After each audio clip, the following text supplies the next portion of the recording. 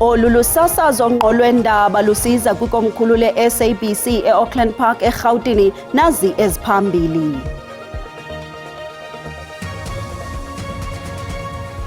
Ikomishoni ezimeleyo yonyulo imemelele abemi beli ukuba baqinisekise ukuba basebenzisa iphulo lokubhalisela uvoto lwalempelaveki ukulungisa nokuhlaziya iinkcukacha zabo ngaphambi konyulo lomasipala oluzayo. Iqela lomkhonto wesizwe ligxothe amalungu alo amabini uDuduzile Zuma Sambudla kunye noNhlamulo Ndlela ngoko nangoko. Molweni mzontsundu, singonondaba belijelo losasazo sesilungele ukuniphakela kuvimba wethu wangokuhlwanje, singalibasanga masingene emxholweni.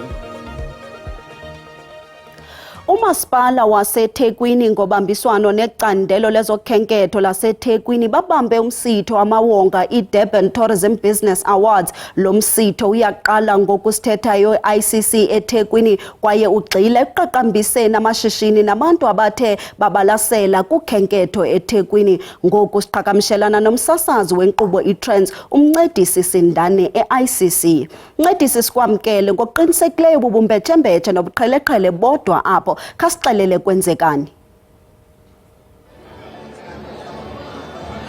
Enkosi kakhulu msasazi, siseDurban ICC sibungaza iDurban Tourism Business Awards. Mamela iceremony igqibuqala ngoku and ndiyaxelela nje the energy is high. Ndithetha ngoku noMr Msizeni we-Indlondlo Cultural Village uzasixoxela kwabanzi ngohambo lwakhe neDurban Tourism kanye neDurban Tourism Business Awards. Mr Msizeni, ungasixoxela kabanzi ngohambo lwakho kanye nama experiences enwa ofara abavakashi abazayo endaweni yenu.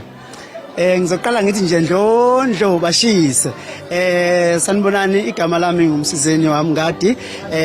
Ngisuka kwindlondlo Cultural Village. Kahle kahle thina ke our journey has been covered, has been inspired by a passion for preserving culture and authentic Zulu cultural experience. So abantu abavakashi bethu siyasibanike an authentic Zulu cultural experience, sibanikeze ukudlalwa kwengoma, ukushelwa kwentombi, bephuza umqombothi, bazi ukuthi makuthiwa intombi yokha amanzi emfuleni iyotheza iyenze njani, mayisinda ubani osindayo, ubani okhubulongo esibayeni, ubani okhipha inkomo ekseni. Zonke lezo zinto lezo, ukugaya, umugaya ngetshe, ubani ogayayo, ubani owenza umsebenzi wesifazane owenza wesilisa, nokugqoka kwentokazi, mayigqokile into itshitshi ugqoke umama kufanele kube nomehluko, uma ugqoka insizwa kube nomehluko. Zonke lezo zinto lezo sifundisa ngazo. Noma ke kufanele ukungena emzini nomnumzane, uma ungena emzini nomnumzane ungena ugqokeni, uwenze njani,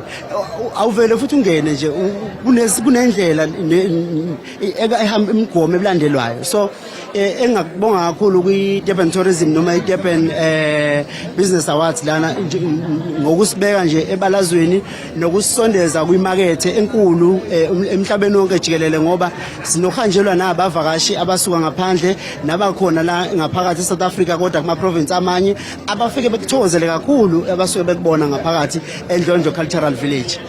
No, ngiyabonga Mr Msizeni. Mangasichazela nje kubaluleke kangakanani ukubambisana kanye nabomasipala abafana neThekwini municipality ekundlondlobaliseni ama opportunities for spaces such as Indlondlo. Okay, omasipala basiza ngokuthi ngaso sonke isikhathi ibona abasuke bezosondela kuthina amabhizinisi asemphakathini, ngoba thina sisondele kakhulu nomphakathi. Umphakathi uyakwazi ukuba ne-access kalula kuthina, ebese uma ufika kuthina siyazi ukuthi thina si-offerishani, sibanikeza lezi zinto lezo abasuke bezozenza. Ngikhuluma nje thina sinabantu about 40 esinabo ngaphakathi kwi-institution lapha eNdlondlo Cultural Village abasebenza ngaphakathi. So labo bantu labo bangaphansi, abantu bangaphansi kukamasipala. So lawo umasipala uma sisondela thina kuona nawo sondela kuthina, kuba nokubambisana okuhle ekutheni kusizakala umphakathi esisuke siphila ngaphansi kwawo.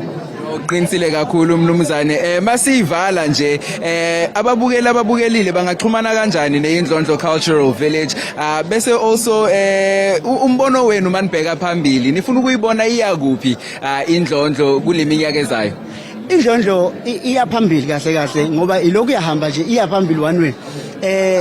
Ngokuyibuka ke mhlambe nje sibuka izoba iyona ndawo yokuqala noma indawo ezoba unumber 1 ekugcineni noyigugu nendawo yamagugu esizwe bese sithi kwindlondlo thina asimenzi umvakashi simpresentele noma simenzele ukuthi kwenziwa nje kwenziwa cha simenza yena aphile lento esiphilayo isiko lethu ababukelike noma abalaleli uma ngabe besidinga ukusithola nokusazi bengasibhuka ku bookings@indlondloculturalvillage.co.za or info@indlondloculturalvillage.co.za inamba 0794500851 or 066-407-3813.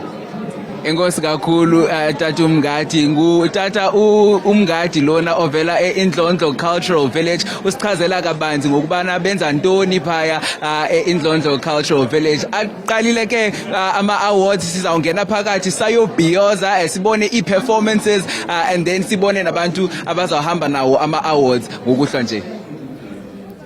Sibambeka zozibini kumncedisi xa sihlabela mgama. Ikomishoni ezimeleyo yonyulo imemelele abemi beli ukuba baqinisekise ukuba basebenzisa iphulo lokubhalisela uvoto lwalempela veki ukulungisa nokuhlaziya iinkcukacha zabo ngaphambi konyulo lomasipala oluzayo. Zingaphaya kwama-23,000 izitishi zovoto eziza kuvulwa kuzwelonke ngomgqibelo nangecawe ukususela ngentsimbi yesibhozo ukuya kweyesihlanu ukunika abavoti ithuba lokubhalisa. I-IEC bithetha nonondaba eCenturion eTshwane namhlanje. Nyulo ezimeleyo ithi kubalulekile ukuba abantu babhalise kwiindawo ezizizo ukuqinisekisa unyulo olukhululekileyo nolungenamakhwiniba.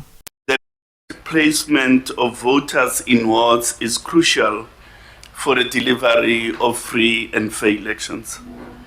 The Commission calls on every voter to update their details, especially the address, as this will place them on the correct segment of the voter's roll. Therefore, the voter registration weekend offers an opportunity to ensure that voters' details are accurately captured and accordingly updated.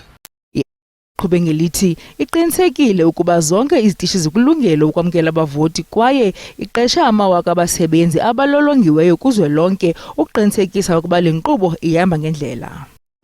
Appointed staff members, 37,000 are women, 10,000 are men. Furthermore, 22,000 members are under the age of 35, while 19,000 are between the ages 36 and 50. Umemelele ukuba abemi beli bavelise incwadi eluhlaza yesazisi okanye ikhadi lesazisi, kungenjalo bangavelisa isazisi sethutyana xa beyokubhalisa okanye beyokuhlaziya iinkcukacha zabo. So encourage all South Africans to play their part by registering to vote during the forthcoming registration weekend. We say get up, show up and vote. Ithi abantu abanyanzelekanga ukuba baphathe isiqinisekiso sendawo yokuhlala kodwa bayabongoza bemibeli ukuba babhalise idilesi ezizizo ukuqinisekisa ukuba bafakwa kwingqila ezizizo zokuvota.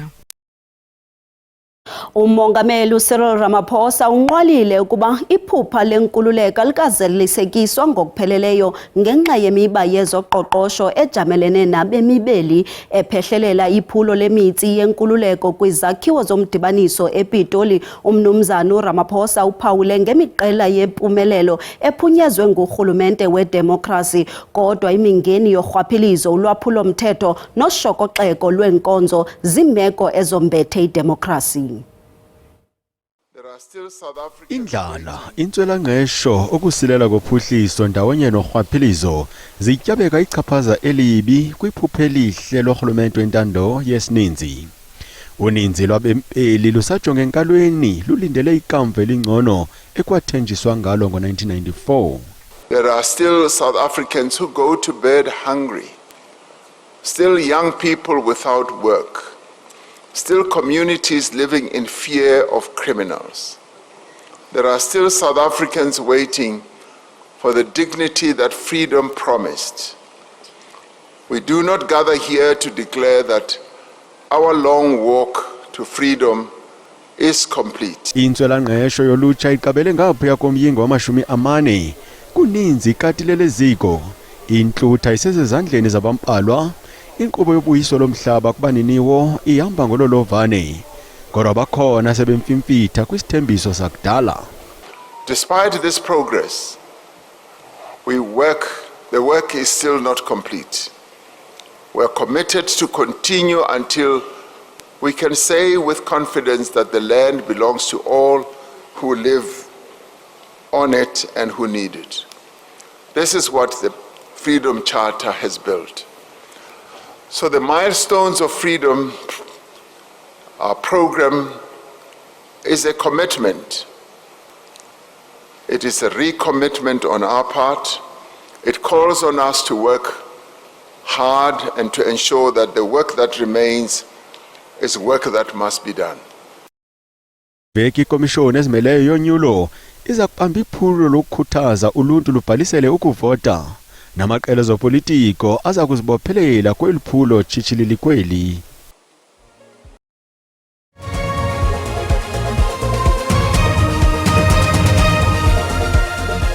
Sinamkele kwakhona kwabo basanda ukungena xa sihlabela mgama. Iqela lomkhonto wesizwe ligxothe amalungu alo amabini uDuduzile Zuma Sambuhla kunye noNhlamulo Ndlela ngoko nangoko esisibini sityholwa ngokudala iyantlukwano phakathi kweqela ukonakalisa igama lalo kuquka nokungahloniphi umgaqo-siseko wobunkokheli balombutho. Esi sigqibo sibhengezwe kwinkomfa nonondaba ebizinyaswe inkokheli ye-MK Party uJacob Zuma eRhawutini. uDuduzile Zuma Sambuhla kunye noNhlamulo Ndlela banikwe uphumaphele liqela labo iMK.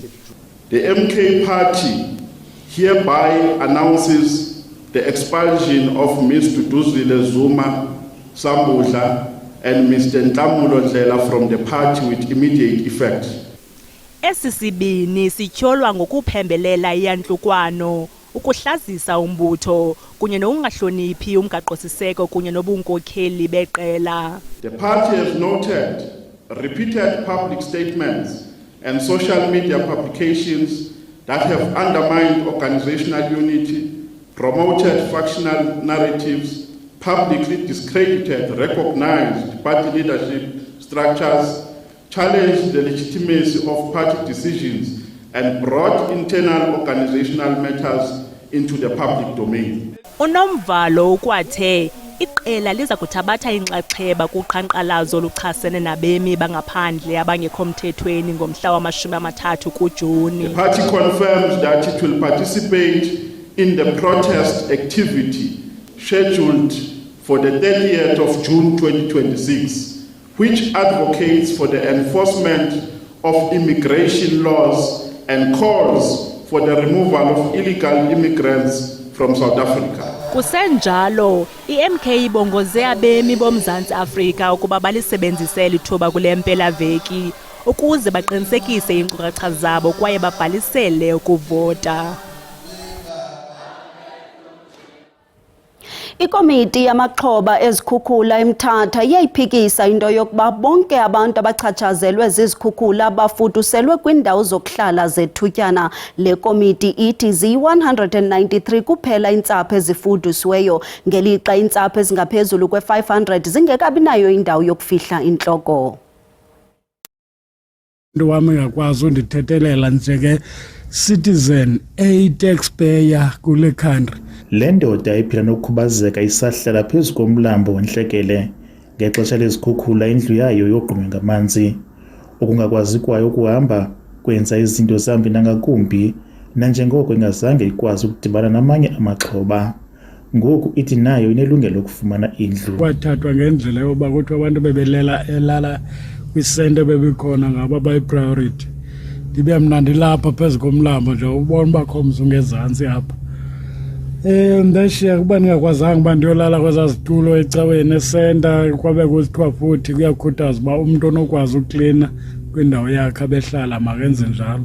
Amaxhoba ezantyalantyala zemvula athi inyani engekhoyo ukuba urhulumente wakha izindlu ezingamakhulu 500 eMaiden Farm.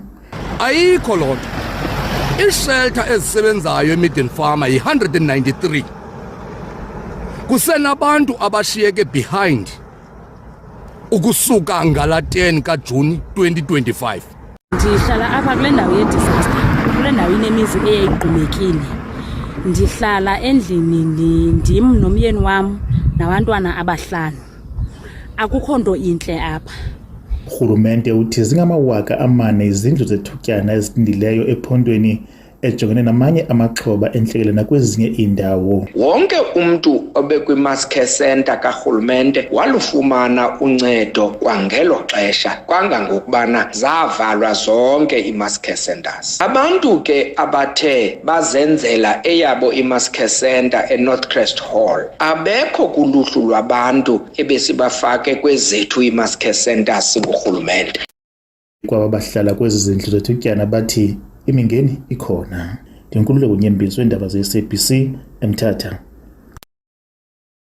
Abasemagunyeni eNtshona Koloni bathi indleko zezandyondyo zemvula kunye nomonakalo wesichotho zingagqitha ngaphezu kweshumi leebhiliyoni zeerandi ngenxa yomonakalo weziseko ezingundoqo zoluntu kuquka icandelo lezolimo phakathi kwezinye. Ukusukela ngoko iphondo lelachazwa njengendawo yentlekele kwaye liseza kubhengezwa ngokusemthethweni njengendawo yentlekele ukuze likwazi ukufikelela kwinkxaso-mali efunekayo yoncedo esuka kunondyebo.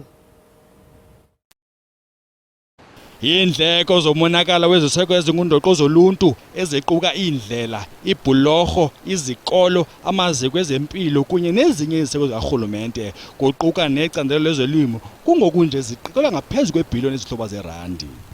Iindawo ezininzi zisacimile ngenxa yomonakalo weendlela kunye nezikhukhula, nto leyo yenza uvavanyo lomonakalo lube nzima kwezo ndawo nangakumbi. Kuchazwe abantu abali-12 abathe babhubha kule ntlekele nechazwe njengona ntlekele enkulu kumashumi eminyaka. The station itself is about people's homes who have been lost. It is about bridges, multiple bridges across our province that have been washed away. It's about passes that are no longer there, roads that are no longer there. And then, of course, the other devastation that comes with it. In the agricultural space, the costs are mounting. Vineyards no longer exist. Orchards no longer exist. Malunga ne-680 amafama angenise ingxelo zomonakala kwi-app yeSebe lezoLimo kwaye ezo ngxelo zibonisa malunga ne-2 biliyoni yeerandi kwilahleko yezityalo. The classification is the process of deciding what level of government is responsible to manage this disaster. So if a disaster happens in a local municipal space, the local municipality will be classified to deal with that. The whole infrastructure budget for this financial year is 10 billion rand. So currently the preliminary assessments is almost the exact same amount of the current financial year's budget for the Department of Infrastructure. Abasemagunyeni bathi uluntu oluninzi alikabinawo umbane ngenxa yobuzaza bomonakalo. Iinzame zokubuyisela imeko esiqhelweni ziyaqhuba. Kwezemidlalo iBafana Bafana ibe nesiqalo esikraka kumdlalo wayo wesibini kaGroup A neCzechia kwitumente yendebe yehlabathi nebanjelwe eAtlanta. iCzechia igalele kuqala yavulela inqaku emnatheni ngomzuzu wesithandathu uqalile umdlalo ngengqina likaMichael Sadilek. Kubhekwe ekhefini iCzechia ikhokhela ngenqaku elinye eqandeni. Ukunaba ngokuthe vetshe ngalo mdlalo masiphose intambo kwintatheli yethu yezemidlalo uMduduzi Ndlovu eseRiversense eMidrand. Mntu khasele usixelela ingaba imeko injani apho?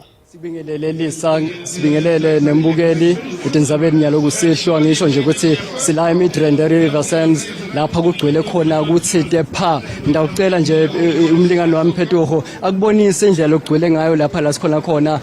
Banyenti bantu banelithemba lekuthi Bafana kumbe ngatenda timfo tendeke na kulomdlalo walomuhla njengoba uqhubeka nje nyalo eAtlanta eAmerica. Lesikudingako siningizimu Afrika lomuhla ukuthi siphumelele noma kanjani lo mdlalo lo lesikudlalako. Nangabe singaphumeleli kutasho ukuthi na kanjani ema-engines e-aeroplane letawubuyela eSouth Africa kumele aqale bawashisise. Kepha lithemba libulali. bakhona balandzeli bathelekile ngebunyenti babo njengoba sibona kumbe ke badlali bayatama lapha kushaya emapalini. Ngicela nje ukukhuluma kancanyana nababili nabathathu bakhona nebadlali baphambilini lese ba retire nebadlali abasadlala nyalo ku Betway Premiership la Ningizimu Afrika. Ngidawucala ngakapteni ophambilini kumabhakabhaka loyo ngu-Innocent wakamayela ngilomunye lobukelayo lesibukele naye la Midrand. Uyibona kanjani kwanyalo bhuti sikhuluma ngokuthi umdlalo sowulapha ku 60 minutes?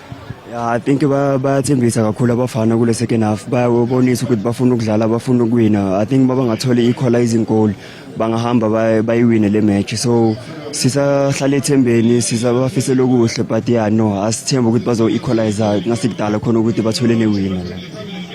Ngo-Ino wakamayela lithemba libulali njengoba ngisho lisa ukuthi lithemba libulali eceleni kwakhe kuna Hendrik Mpule waka Extien sihlabani lapha kwaMazulu KZN.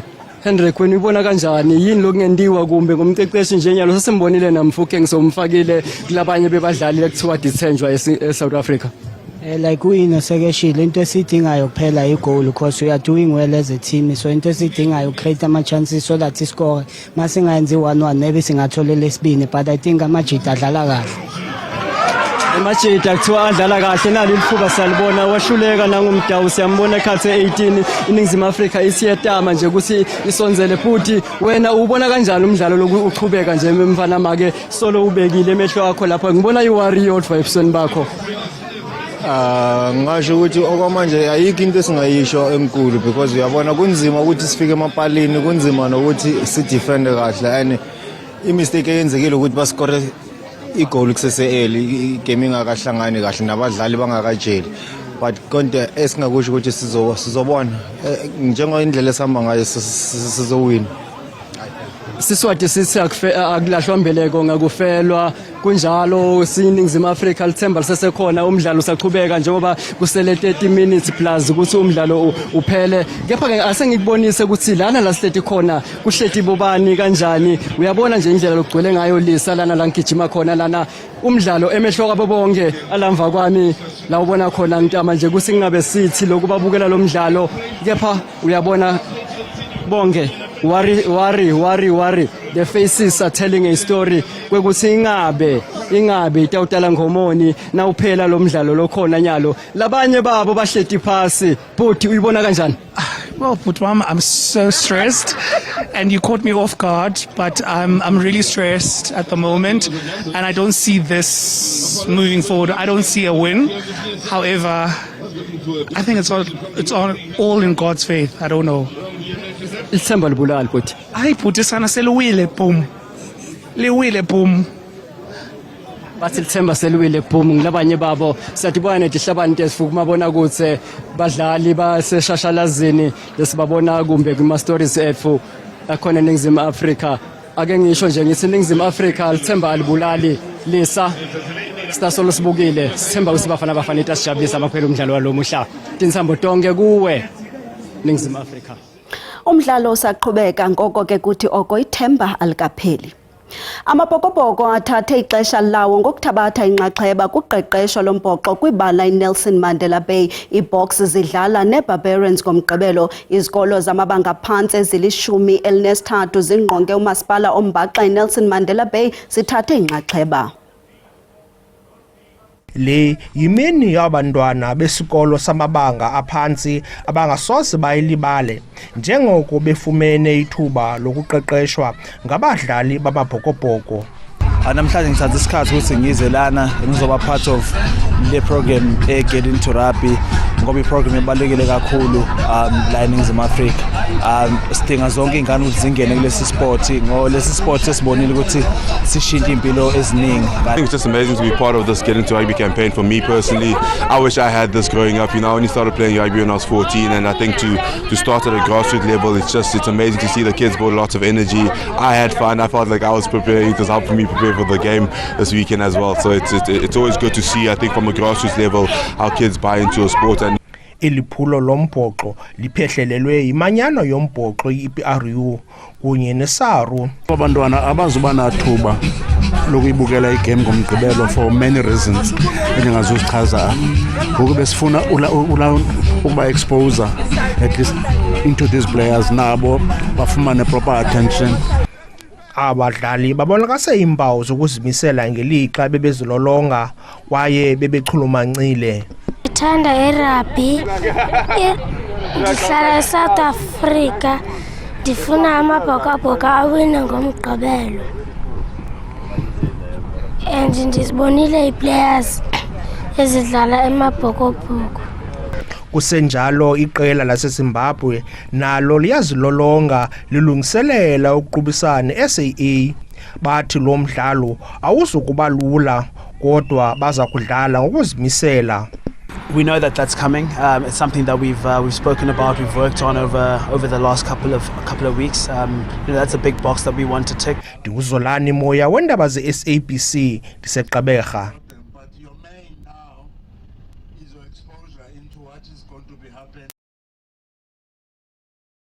Buleleke mawethu ngokusiboleka kwenu indlebe kamnandi.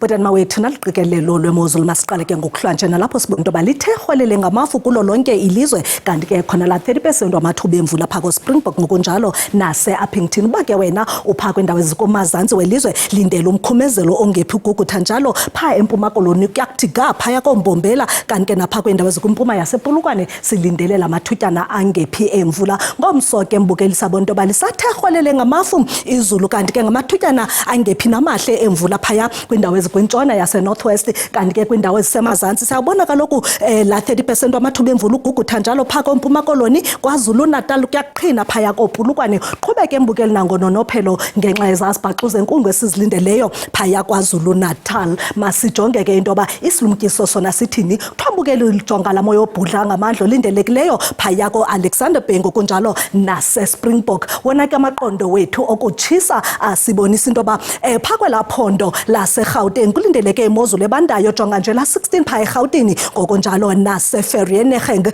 kanti ke xa sihlabela mgama sijonga ngoku kwelaa phondo laseLimpopo noko nakhona amaqondo athanda baphantsi pha koPulukwane ngo-18 kodwa kathathise ngo-23 pha eMusina. Bake wena mbukelo omhle uphaya eMpuma khona ndingatsho ndithi noko kuyabanda pha koCarolina amaqondo abetha ku-12 ngokunjalo naphaya Emelo. Masambe ke mbukeli wam omhle singene ngoku pha KwaZulu Natal nalapho kamaqondo pha koMkhungundlovu naseMnambithi ethande ukwehla ngo-18 ethathise ke kodwa ngo-22 phaya eMpangeni nako-Richards Bay. Ngoku singena kwelaa phondo laseMpuma Koloni hayi ke mbukeli kuyabanda kakhulu amaqondo pha koKomani abetha ko-14 degrees. Awusindanga ke wena kulanqele ukuba usenxuba nalapho amaqondo engo-16 degrees Celsius. Ngoku sibhekisa impiko kwelaa phondo laseNtshona Koloni lifudumele izulu koFredendal nga-30 ngelixa pha kwaHermanus sisilindele 20. Bake wena mbukeli ukwelaa phondo laseNorthern Cape lindela imozulu ephakathi amaqondo ku-23 pha ko-Upington ngelixa 20 eKurumani.